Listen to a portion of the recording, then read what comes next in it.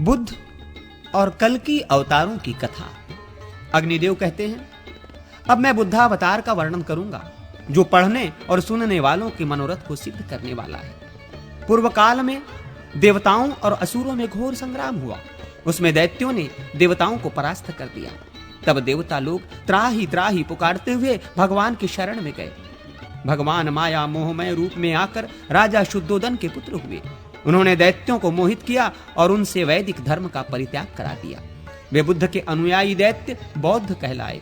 फिर उन्होंने दूसरे लोगों से वेद धर्म का त्याग करवाया। इसके बाद माया मोह की आर्हत रूप से प्रकट हुआ। उसने दूसरे लोगों को भी आर्हत बनाया। इस प्रकार उनके अनुयायी वेद धर्म से वंचित होकर पाखंडी बन गए। उन्होंने नरक में ले जाने वाले कर्म करना आरंभ किया। वे सब के सब कलियुग के अंत में वर्ण संकर होंगे और नीच पुरुषों से दान लेंगे। इतना ही नहीं, वे लोग डाकू और दुराचारी भी होंगे। वाजसनेय बृहदारण्यक मात्र ही वेद कहलाएगा। वेद की 10-5 शाखाएं ही प्रमाणभूत मानी जाएंगी। धर्म का चोला पहने हुए सब लोग अधर्म में ही रुचि रखने वाले होंगे। राजा रूपधारी मलेच्छ मनुष्यों का भक्षण करेंगे। तदनंतर भगवान कल्कि प्रकट होंगे। वे श्री विष्णु यशा के पुत्र रूप से अवतीर्ण हो याज्ञवल्क्य को अपना पुरोहित बनाएंगे। उन्हें अस्त्र शस्त्र विद्या का पूर्ण परिज्ञान होगा। वे हाथ में अस्त्र शस्त्र लेकर मलेच्छों का संहार कर डालेंगे तथा चारों वर्णों और समस्त आश्रमों में शास्त्रीय मर्यादा स्थापित करेंगे। समस्त प्रजा को धर्म के उत्तम मार्ग में लगाएंगे। उसके बाद श्रीहरि कल्कि रूप का परित्याग करके अपने धाम में चले जाएंगे। फिर तो पूर्ववत सत्ययुग का साम्राज्य होगा। साधु श्रेष्ठ सभी वर्ण और आश्रम के लोग अपने अपने धर्म में दृढ़ता पूर्वक लग जाएंगे। इस प्रकार संपूर्ण कल्पों तथा मनवंतरों में श्री हरि के अवतार होते हैं। उनमें से कुछ हो चुके हैं, कुछ आगे होने वाले हैं। उन सब की कोई नियत संख्या नहीं है। जो मनुष्य श्री विष्णु के अंशावतार तथा पूर्णावतार सहित 10 अवतारों के चरित्रों का पाठ अथवा श्रवण करता है, वो संपूर्ण कामनाओं को प्राप्त कर लेता है तथा निर्मल हृदय होकर परिवार सहित स्वर्ग को जाता है।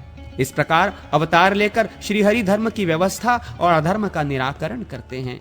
वे ही जगत की सृष्टि आदि के कारण हैं। जगत की सृष्टि का वर्णन। अग्निदेव कहते हैं, ब्रह्मन, अब मैं जगत की सृष्टि आदि का जो श्रीहरि की लीला मात्र है वर्णन करूंगा। सुनो। श्रीहरि ही स्वर्ग के रचयिता हैं। सृष्टि और प्रलय आदि उन्हीं के स्वरूप हैं। सृष्टि के आदि कारण वे ही हैं। वे ही निर्गुण हैं, वे ही सगुण हैं। सबसे पहले सत्वरूप अव्यक्त ब्रह्म ही था। उस समय न तो आकाश था, न रात दिन आदि का ही विभाग था। तदनंतर सृष्टि काल में परम पुरुष श्री विष्णु ने प्रकृति में प्रवेश करके उसे शुद्ध विकृत कर दिया। फिर प्रकृति से महतत्व और उससे अहंकार प्रकट हुआ। अहंकार 3 प्रकार का है, वैकारिक, सात्विक, तेजस, राजस और भूतादि रूप तामस। तामस अहंकार से शब्द तन्मात्रा वाला आकाश उत्पन्न हुआ। आकाश से स्पर्श तन्मात्रा वाले वायु का प्रादुर्भाव हुआ। वायु से रूप तन्मात्रा वाला अग्नि तत्व प्रकट हुआ।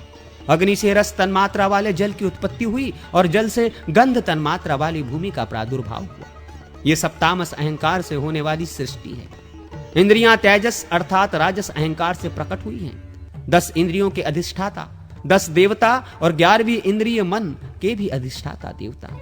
ये वैकारिक अर्थात सात्विक अहंकार की सृष्टि है। तत्पश्चात नाना प्रकार की प्रजा को उत्पन्न करने की इच्छा वाले भगवान स्वयंभू ने सबसे पहले जल की ही सृष्टि की और उसमें अपनी शक्ति वीर्य का आधान किया। जल को नार कहा गया है क्योंकि वो नर से उत्पन्न हुआ है। नार जल ही पूर्व काल में भगवान का अयन निवास स्थान था, इसलिए भगवान को नारायण कहा गया है। स्वयंभू श्री हरि ने जो वीर्य स्थापित किया था वो जल में सुवर्णमय अंड के रूप में प्रकट हुआ। उसमें साक्षात स्वयंभू भगवान ब्रह्मा जी प्रकट हुए, ऐसा हमने सुना है। भगवान हिरण्यगर्भ ने 1 वर्ष तक उस अंड के भीतर निवास करके उसके 2 भाग किए। एक का नाम द्युलोक हुआ, दूसरे का भूलोक। उन दोनों अंड खंडों के बीच में उन्होंने आकाश की सृष्टि की। जल के ऊपर तैरती हुई पृथ्वी को रखा और 10 दिशाओं के विभाग किए। फिर सृष्टि की इच्छा वाले प्रजापति ने वहां काल, मन, वाणी, काम, क्रोध तथा रति आदि की तत्तद रूप से सृष्टि की। उन्होंने आदि में विद्युत, वज्र, मेघ, रोहित, इंद्रधनुष, पक्षियों तथा पर्जन्य का निर्माण किया। तत्पश्चात यज्ञ की सिद्धि के लिए मुख से ऋक्, यजु और सामवेद को प्रकट किया। उनके द्वारा साध्य गणों ने देवताओं का यजन किया। फिर ब्रह्मा जी ने अपने भुजा से ऊंचे नीचे या छोटे बड़े भूतों को उत्पन्न किया। सनत कुमार की उत्पत्ति की तथा क्रोध से प्रकट होने वाले रुद्र को जन्म दिया। मरीचि, अत्रि, अंगिरा, पुलत्स्य, पुलह, क्रतु और वशिष्ठ, इन 7 ब्रह्मपुत्रों को ब्रह्मा जी ने निश्चय ही अपने मन से प्रकट किया। साधु श्रेष्ठ ये तथा रुद्रगण प्रजावर्ग की सृष्टि करते हैं। ब्रह्मा जी ने अपने शरीर के 2 भाग किए। आधे भाग से वे पुरुष हुए और आधे से स्त्री बन गए। फिर उस नारी के गर्भ से उन्होंने प्रजाओं की सृष्टि की। ये ही स्वयंभू मनु तथा शतरूपा के नाम से प्रसिद्ध हुए। इनसे ही मानवीय सृष्टि हुई। स्वयंभू मनु के वंश का वर्णन अग्निदेव कहते हैं, मुने स्वयंभू मनु से उनकी तपस्विनी भार्या शतरूपा ने प्रियव्रत और उत्तानपाद नामक 2 पुत्र और एक सुंदरी कन्या उत्पन्न की। वो कमनीय कन्या देवहूति कर्दम ऋषि की भार्या हुई। राजा प्रियव्रत से सम्राट कुक्षी और विराट नामक सामर्थ्यशाली पुत्र उत्पन्न हुए।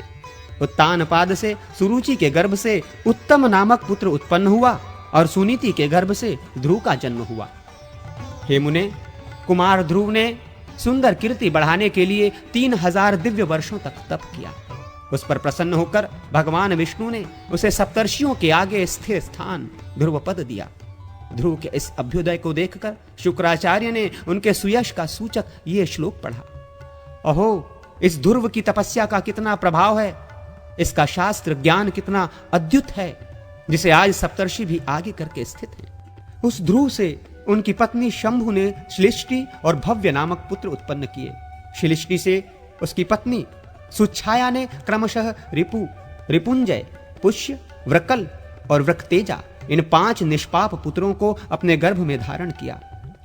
रिपु के वीर्य से बृहति ने चाक्षुष और सर्वतेजा को अपने गर्भ में स्थान दिया। चाक्षुष ने वीरण प्रजापति की कन्या पुष्करणी के गर्भ से मनु को जन्म दिया। मनु से नंगवला के गर्भ से 10 उत्तम पुत्र हुए।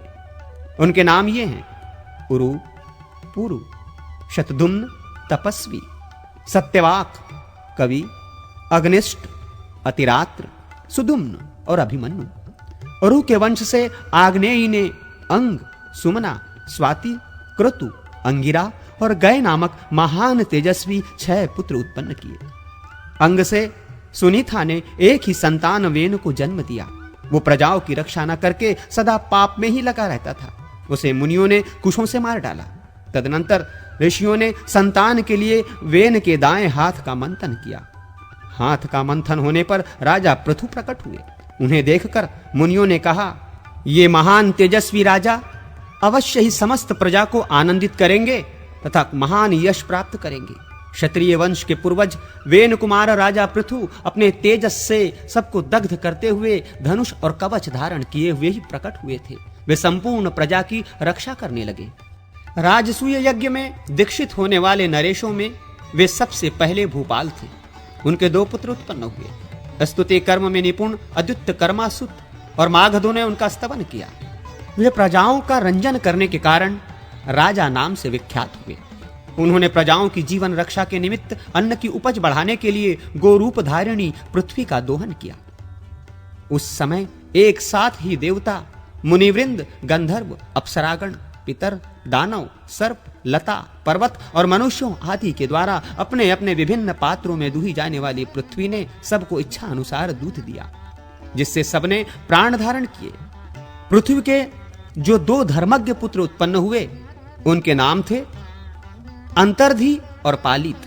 अंतर्धान अंतर्धी के अंश से उनकी शिखंडी नाम वाली पत्नी ने अविर्धान को जन्म दिया। अग्नि कुमारी धिष्णा ने अविर्धान के अंश से 6 पुत्रों को उत्पन्न किया। उनके नाम ये हैं: प्राचीन बहिर्ष, शुक्र, गय, कृष्ण, वज्र और अजीन। राजा प्राचीन बहिर्षि प्रायः यज्ञ में ही लगे रहते थे, जिससे उस समय पृथ्वी पर दूर दूर तक पूर्वाग्र कुश फैल गए थे। इससे वे ऐश्वर्यशाली राजा प्राचीन बहिर्षि नाम से विख्यात हुए। वे एक महान प्रजापति थे।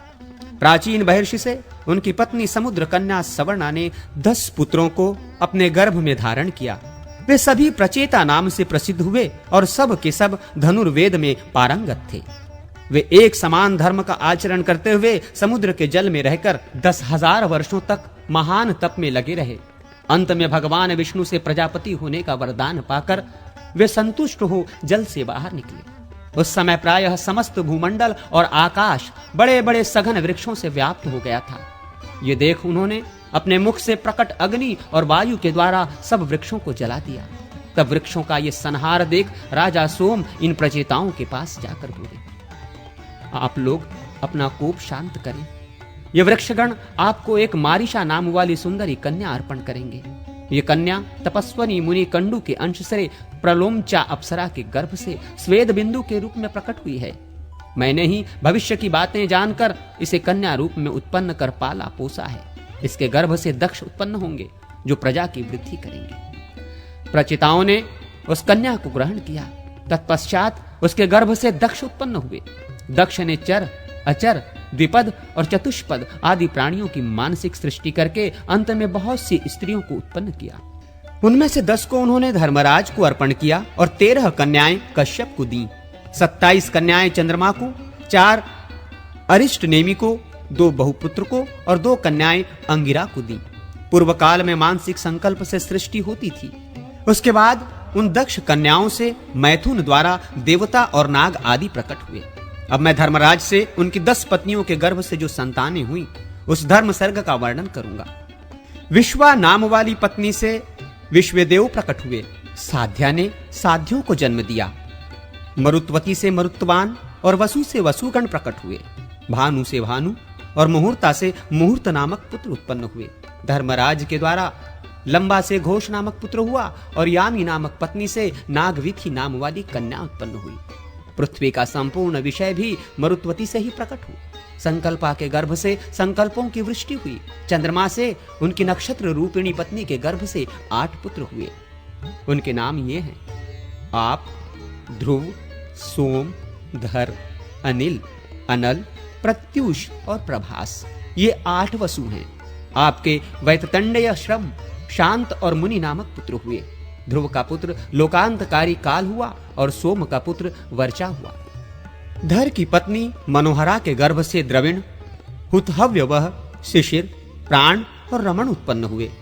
अनिल का पुत्र पुरोजव और अनल अग्नि का अविज्ञात था। अग्नि का पुत्र कुमार हुआ जो सरकंडों की ढेरी पर उत्पन्न हुआ। उसके पीछे शाख, विशाख और नैगमय नामक पुत्र हुए। कुमार कृतिका के गर्भ से उत्पन्न होने के कारण कार्तिकेय कहलाए तथा कृतिका के दूसरे पुत्र सनत कुमार नामक यति हुए। प्रत्युष से देवलग का जन्म हुआ और प्रभास से विश्वकर्मा का। ये विश्वकर्मा देवताओं के बढ़ाई थे और हजारों प्रकार की शिल्पकारी का काम करते थे। उनके ही निर्माण किए हुए शिल्प और भूषण आदि के सहारे आज भी मनुष्य अपनी जीविका चलाते हैं। सुरभि ने कश्यप जी के अंश से 11 रुद्रों को उत्पन्न किया तथा हे साधु श्रेष्ठ, सती ने अपनी तपस्या एवं महादेव जी के अनुग्रह से संभावित होकर 4 पुत्र उत्पन्न किए। उनके नाम ये हैं अजैकपाद, अहिर्बुर्धन्य, त्वष्टा और रुद्र। त्वष्टा के पुत्र महायशस्वी श्रीमान विश्वरूप हुए। हर, बहुरूप, त्रम्बक, अपराजित, वृषाकपि, शंभु, करपर्दी, रैवत, मृगव्याध, सर्प और कपाली। ये 11 रुद्र प्रधान हैं। यूं तो सैकड़ों लाखों रुद्र हैं जिनसे यह चराचर जगत व्याप्त है। कश्यप आदि के वंश का वर्णन। हे मुने, अब मैं अदिति आदि दक्ष कन्याओं से उत्पन्न हुए कश्यप जी की सृष्टि का वर्णन करता हूं। साक्षुक मनवंतर में जो तुषित नामक 12 देवता थे, वे ही पुनः इस वैवस्वत मनवंतर में कश्यप के अंश से अदिति के गर्भ में आए थे। वे विष्णु, शक्र, इंद्र, त्वष्टा, धाता, अर्यमा, पुषा, विवस्वान, सविता, मित्र, वरुण, भग और अंशु नामक 12 आदित्य हुए। अरिष्ट नेमि की 4 पत्नियों से 16 संतानें उत्पन्न हुई। विद्वान बहुपुत्र के उनकी 2 पत्नियों से कपिला, लोहिता आदि के भेद से 4 प्रकार की विद्युत स्वरूप कन्याएं उत्पन्न हुई।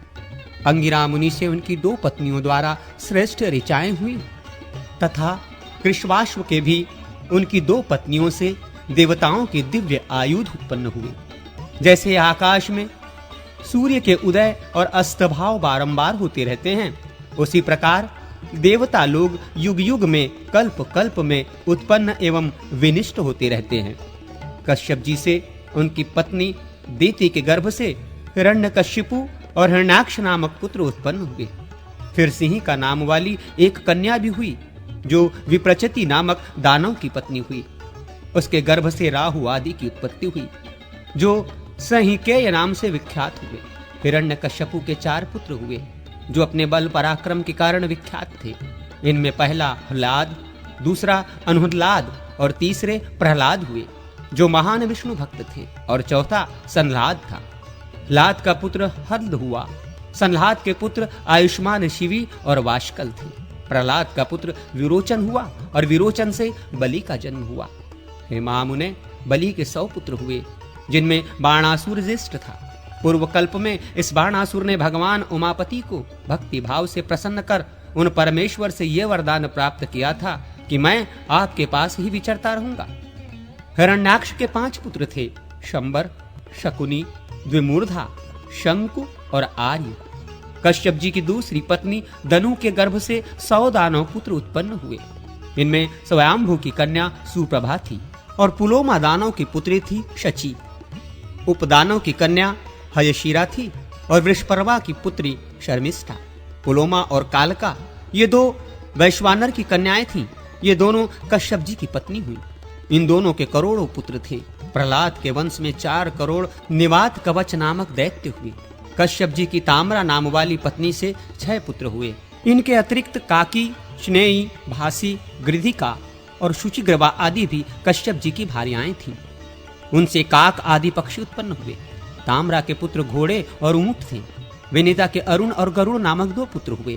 सुरसा से हजारों सांप उत्पन्न हुए और कद्रु के गर्भ से भी शेष, वासुकी और तक्षक आदि सहस्रों नाग उत्पन्न हुए। क्रोधावशा के गर्भ से दंशनशील दांत वाले सर्प प्रकट हुए। धरा से जल पक्षी उत्पन्न हुए। सुरभि से गाय भैंस आदि पशुओं की उत्पत्ति हुई। इरा के गर्भ से तृण आदि उत्पन्न हुए। खसा से यक्ष, राक्षस और मुनि के गर्भ से अप्सराएं प्रकट हुई। इसी प्रकार अरिष्टा के गर्भ से गंधर्व उत्पन्न हुए। इस तरह कश्यप जी से स्थावर जंगम जगत की उत्पत्ति हुई। इन सबके असंख्य पुत्र हुए। देवताओं ने दैत्यों को युद्ध में जीत लिया। अपने पुत्रों के मारे जाने पर दिति ने कश्यप जी को सेवा से संतुष्ट किया। वो इंद्र का संहार करने वाले पुत्र को पाना चाहती थी। उसने कश्यप जी से अपना वो अभिमत वर प्राप्त कर लिया जब वो गर्भवती और व्रत पालन में तत्पर थी। उस समय एक दिन के भोजन के बाद बिना पैर धोए ही वो सो गई। तब इंद्र ने ये छिद्र, त्रुटि या दोष ढूंढकर उसके गर्भ में प्रविष्ट हो उस गर्भ के टुकड़े टुकड़े कर दिए, किंतु व्रत के प्रभाव से उनकी मृत्यु नहीं हुई। वे सभी अत्यंत तेजस्वी और इंद्र के सहायक 49 मरुत नामक देवता हुए। मुने, ये सारा वृत्तांत मैंने सुना दिया। श्री हरि स्वरूप ब्रह्मा जी ने पृथु को नरलोक के राजपद पर अभिषिक्त करके क्रमशः दूसरों को भी राज्य दिए। उन्हें विभिन्न समूहों का राजा बनाया। अन्य सबके अधिपति तथा परिगणित अधिपतियों के भी अधिपति साक्षात श्री हरि ही हैं। ब्राह्मणों तथा औषधियों के राजा चंद्रमा हुए। जल के स्वामी वरुण हुए। राजाओं के राजा कुबेर हुए। 12 सूर्यों आदित्यों के अधीश्वर भगवान विष्णु थे। वसुओं के राजा पावक और मरुद्गणों के स्वामी इंद्र हुए। प्रजापतियों के स्वामी दक्ष और दानवों के अधिपति प्रहलाद हुए। पितरों के यमराज और भूत आदि के स्वामी सर्वसमर्थ भगवान शिव हुए तथा शैलों पर्वतों के राजा हिमवान हुए और नदियों का स्वामी सागर हुए। गंधर्वों के चित्ररथ, नागों के वासुकी, सर्पों के तक्षक और पक्षियों के गरुड़ राजा हुए। श्रेष्ठ हाथियों का स्वामी ऐरावत हुआ और गौओं का अधिपति सांड। वनचर जीवों का स्वामी शेर हुआ और वनस्पतियों का प्लक्ष पकड़ी। घोड़ों का स्वामी उच्चैश्रवा हुआ। सुधनवा पूर्व दिशा का रक्षक हुआ। दक्षिण दिशा में शंखपद और पश्चिम में केतुमान रक्षक नियुक्त हुए। इसी प्रकार उत्तर दिशा में हिरण्य नोमक राजा हुआ। ये प्रतिसर्ग का वर्णन किया गया है।